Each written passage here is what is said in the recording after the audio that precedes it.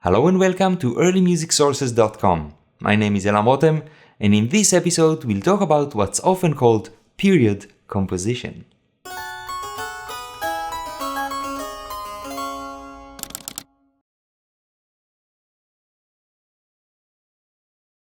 Throughout history, many had the inclination not only to perform music but also to create it, either by improvisation or composition.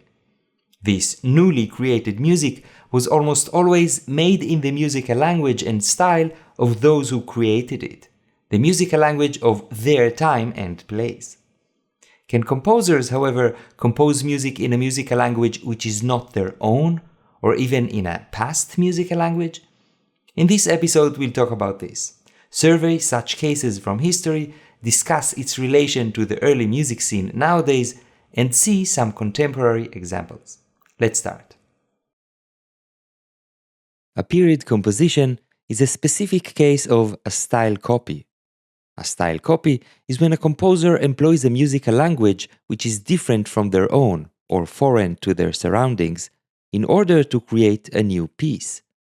For example, one can claim that Bach's Concerto after the Italian taste and Overture in the French style are style copies, as he copied what he believed to be the Italian and French styles at the time. Period composition is the same thing, only that the employed musical language is specifically of a past period. For example, when Heinrich Schütz asked his student Christoph Bernhard to write a motet for his funeral in Palestrina's counterpoint style, a style from at least 3/4 of a century ago. In his 2007 book The End of Early Music, Bruce Haynes discussed in detail the idea of period composition. According to Haynes, a successful period composition is such that it is written in a past style so convincingly that even experts might mistake it for a composition from the past, a modern fake. Come across any fakes? Scores. They're quite easy to spot. In rare cases, the technique is adequate. This could be theoretically right, but since a true verification would demand experts from the past, which are by definition absent, and since there is no official style police to approve or disapprove compositions as authentically stylistic or not, the only thing that we are left with, really, is the declaration of the composer and how the audience receives the piece. How the piece will be judged by future experts is out of the equation, really. Remember this when we look at period compositions from history. Now that we know what period composition is, we can browse through music history and look for cases where composers made an intentional attempt at using a musical language of another period, or more generally, a musical language which is not their mother tongue. In general, for people to write in older or foreign styles, they should know about these styles and have a certain tradition of performing such music. It seems that such awareness of other or older styles started to grow in the 17th century, and this is when we find early cases of style copy and period composition. Apart from the 1670s motet mentioned above in Palestrina's style, which sadly did not survive, there is an interesting case of what seems to be style copy in the 1683 sonatas for 3 parts by Henry Purcell. In the preface, it says that the author has faithfully endeavored a just imitation of the most famed Italian masters, and that the attempt, he confesses, to be bold and daring. Another composer that declared his imitation of an Italian style is Georg Philipp Telemann. In 1735, he published 6 sonates chorélisantes, referring in the title as well as in the style of the music specifically to the famous Italian composer Arcangelo Corelli, who by then had already been dead for more than 2 decades. Half a century later, in 1787, the composer Muzio Clementi published a collection of preludes and cadences for keyboard in the different and individual styles of the most famous musicians of the day, Haydn, Mozart, and others. These pieces are all Clementi's, but are deliberate copies of the styles of different composers. In turn, in 1808, Charles-François Dumonchot, published 3 sonatas that are declared to be in the style of Haydn, Mozart, and Clementi. Clementi, who 21 years before was imitating others, is now considered as an object for imitation himself. The interest in past styles only grew with the years. In 1839, the German composer Louis Spohr composed his 6th symphony. Its title is Historical Symphony in the Style and Taste of 4 Different Periods. For each of the 4 movements, Spohr specifies the year and the composers of each style. First movement, 1720, Bach and Handel.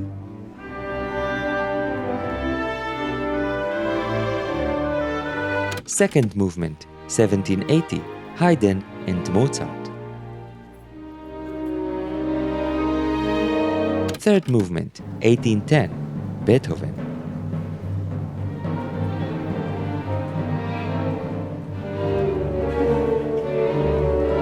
And the finale, 1840, in the latest style.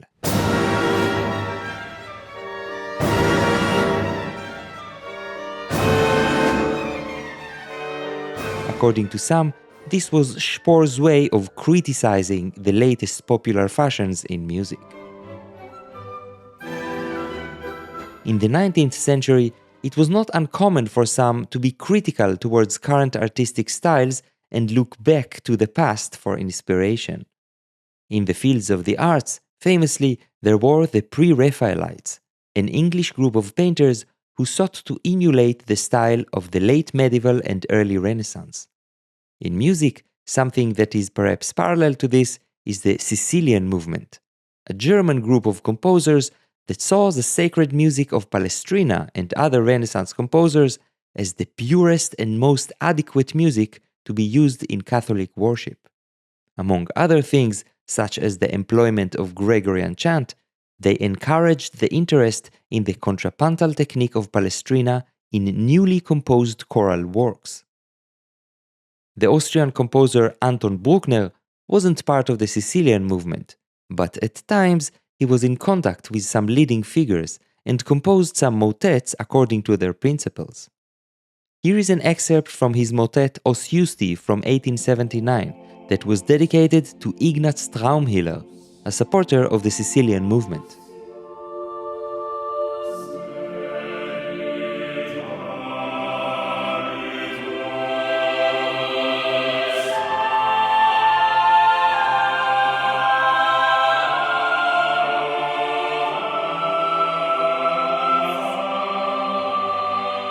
In a letter to Traumhiller, Bruckner explained, "It would make me very glad if your reverence should gain pleasure from it. It is without sharps and flats, without seventh chords, without 6/4 chords, and without chords of 4 and 5 notes."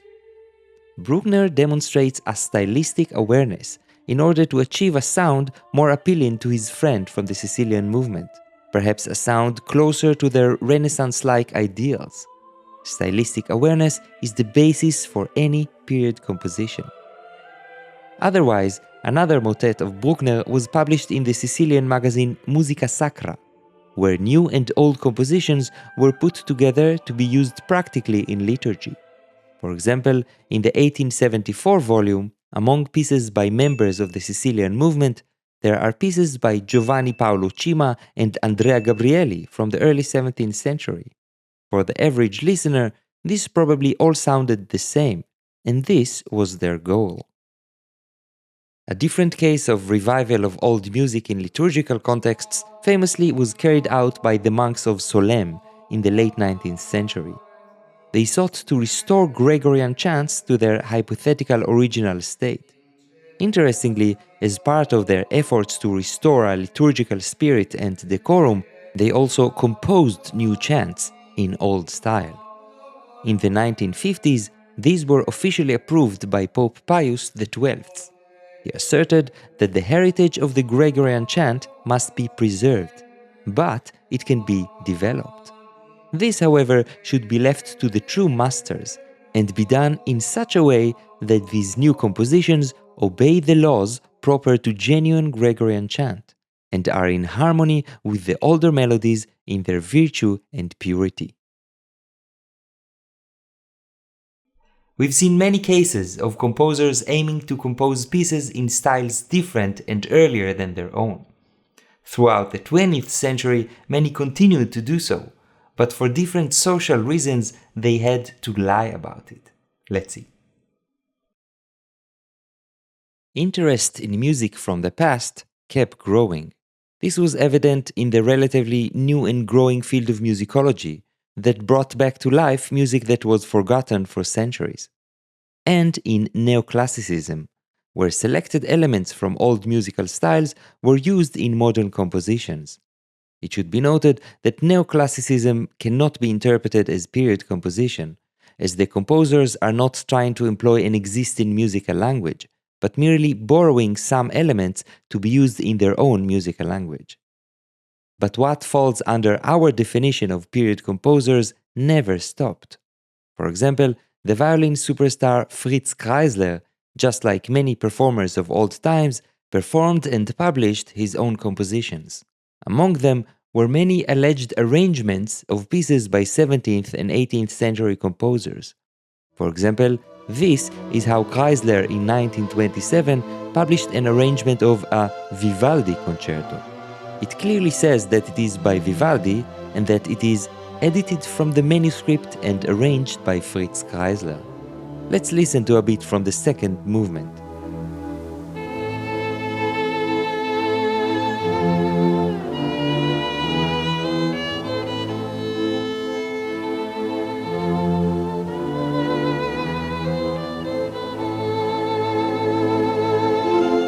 In 1935, the chief music critic for the New York Times tried to find the manuscript source of one of Kreisler's arrangements.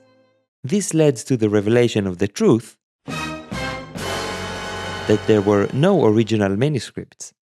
Kreisler then admitted that many arrangements he had published under the names of Baroque composers were in fact his original own compositions. Kreisler's explanation was interesting. Necessity forced this course on me 30 years ago, when I was desirous of enlarging my programs. I found it inexpedient and tactless to repeat my name endlessly on the programs. That is, he avoided using his name in order to conform to the social norms as he perceived them, and not because there was any problem with composing in an old style. It seems that this deception was quickly forgiven by the public. The New York Times wrote, "These works are superbly written for the violin, and they are welcome additions to the violinist's repertoire." While other composers also falsely attributed their compositions to famous past composers, with some pieces still circulating today with these wrong attributions, it was in the art world where a real scandal took place. The Dutch painter Han van Meegeren not only studied very carefully the style of Vermeer and learned how to paint similar works, he also found a technique to pass the chemical tests that were made at the time when verifying the authenticity of old works. He managed to sell his works as original paintings by Vermeer for millions, and fooled experts and critics alike.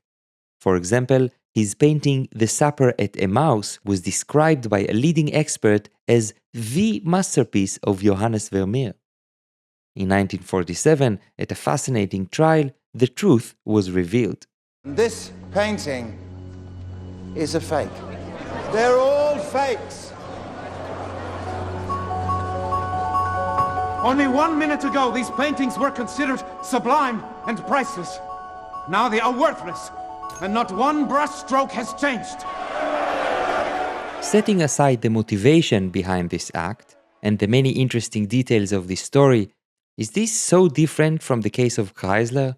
Someone created a work of art in an old style that was not only convincing, but generally admired. Another musical example in the 20th century we must mention is the famous adagio by Albinoni.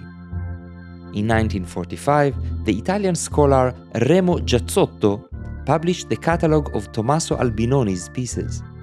In 1958, he published a piece he titled as Albinoni Giazzotto, adagio in G minor for strings and organ.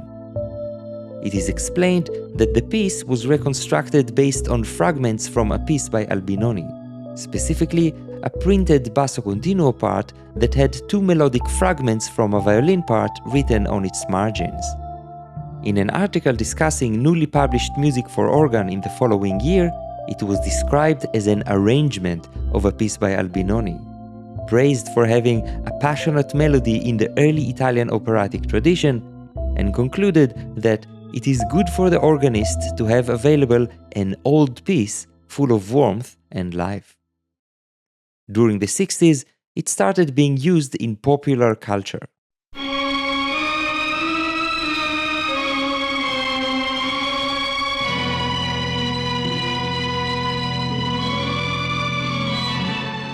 Probably due to its gaining popularity, the music was reprinted several times in the 70s. However, in the reprints, something has changed. Not the music, just the framing. It didn't seem anymore like a piece by Albinoni arranged by Giazzotto, but more like what it actually is, a piece by Giazzotto which is merely based on materials from Albinoni. In addition to curious changes in the introductory text, a copyright notice was added, saying that the piece was composed by Remo Giazzotto, and that it is an original work protected by the laws of copyright.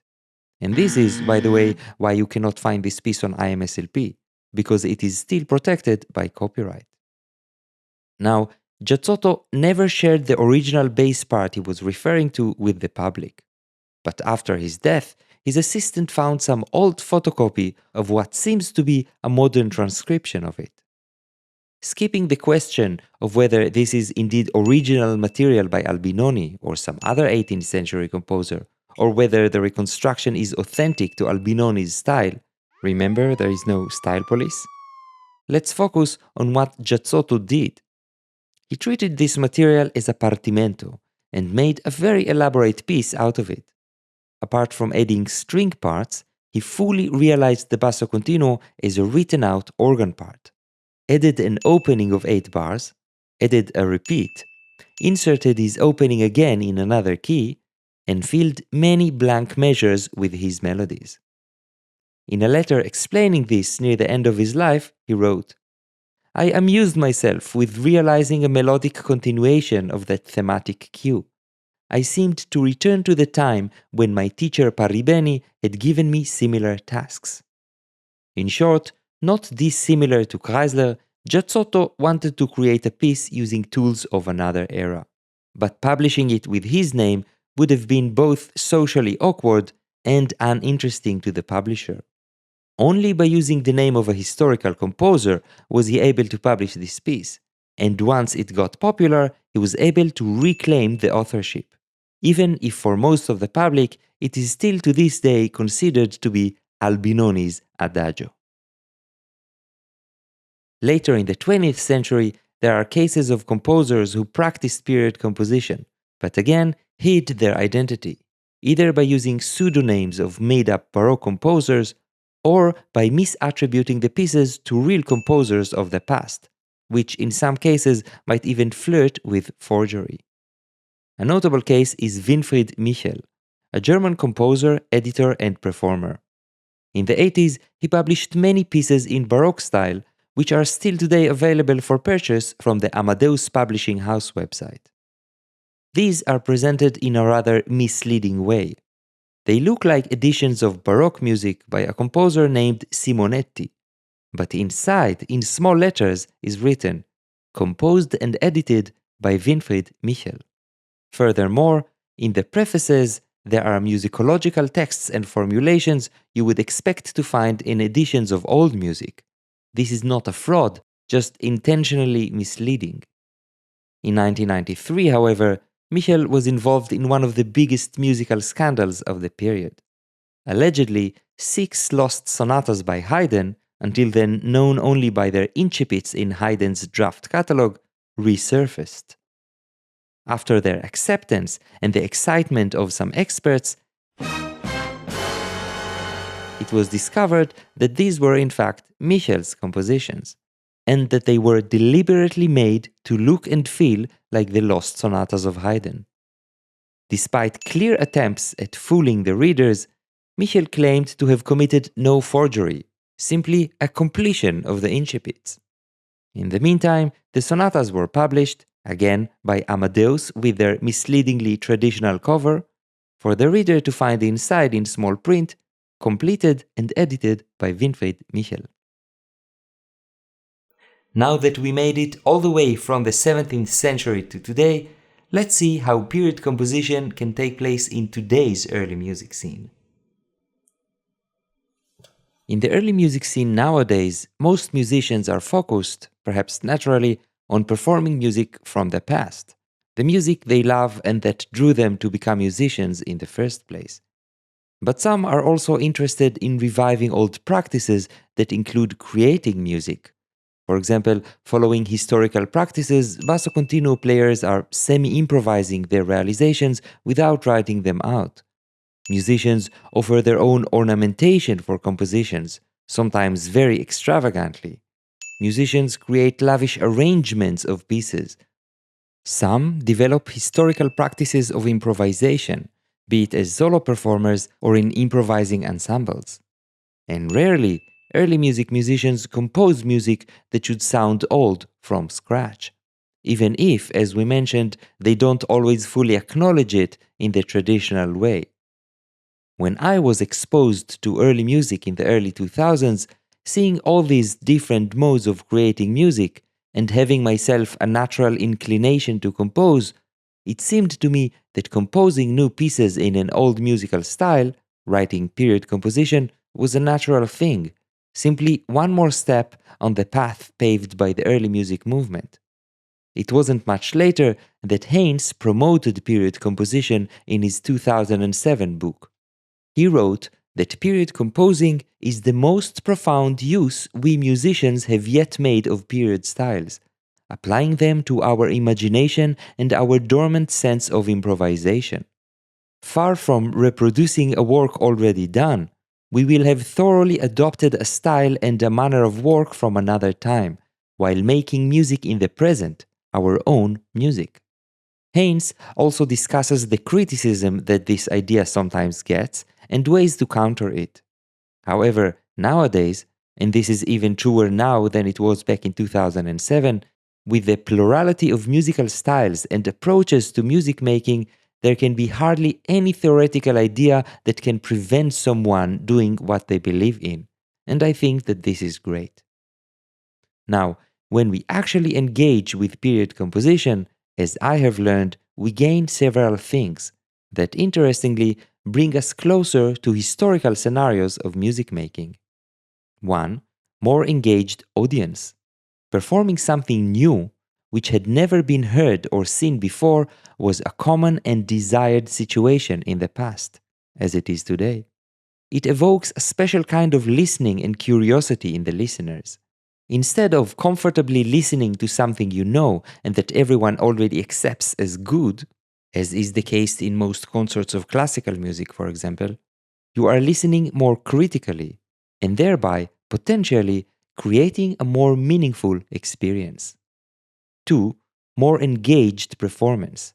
When compared with the standard situation nowadays, where between the composer and performers there is a gap of several centuries, a situation where the living composer can participate in all the aspects of the performance may lead to a deeper understanding of the music, and in turn to a stronger musical experience overall. Historically, the participation of the composer was very common. 3. Optimized parts. Being alive, the composer can compose the piece with best utilization of the resources, composing for each performer according to their special abilities and shortcomings. This is, again, similar to many historical situations. A last positive aspect of composing period compositions is how you deepen your knowledge during the process. Erik Schroeder, a young and talented period composer, formulated it nicely. Once one has the experience of dealing hands-on with certain compositional problems that arise directly out of the creative process, one can look at works by historical composers and understand from a perspective closer to their own how and why certain things in a given piece are the way they are. I can attest from my own experience that the times in my life I learned and understood new things about music most intensely were the times when I was composing. All these points are beautiful, but are completely theoretical unless the piece that you compose is sufficiently convincing for your fellow performers and your audience. By convincing, I don't necessarily mean that it sounds stylistically correct. As there is no style police, it is totally up to your diligence, devotion, and knowledge. What I mean is that it is clear that the piece is meaningful to you, and that you believe it is worth the time of the performers and the audience. For me, a good period composition is such that while listening, the people forget that it's a period composition, and are just captivated by the composition. Before finishing up, I want to shortly present to you 3 period composers.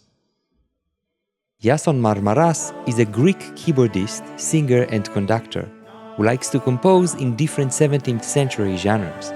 Here is an excerpt from his 7-part English Preces.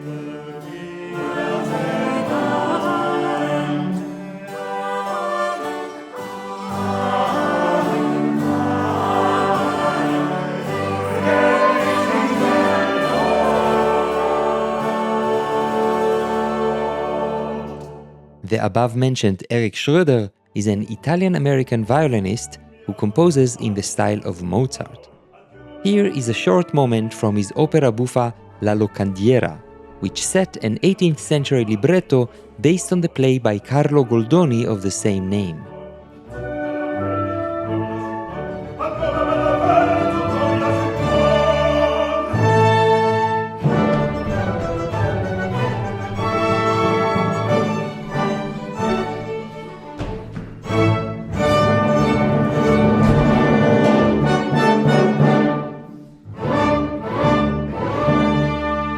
And as you gathered from the rest of the episode, I'm also a composer.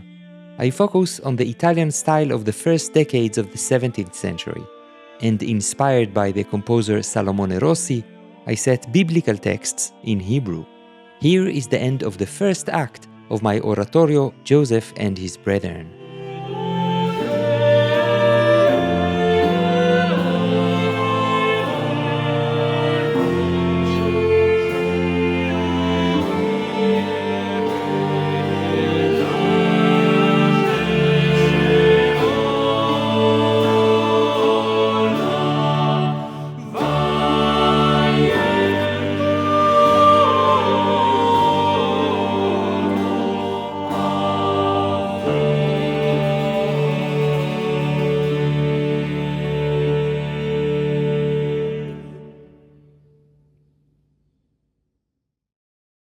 I want to clarify that I don't necessarily promote period composition or think that everyone should do it.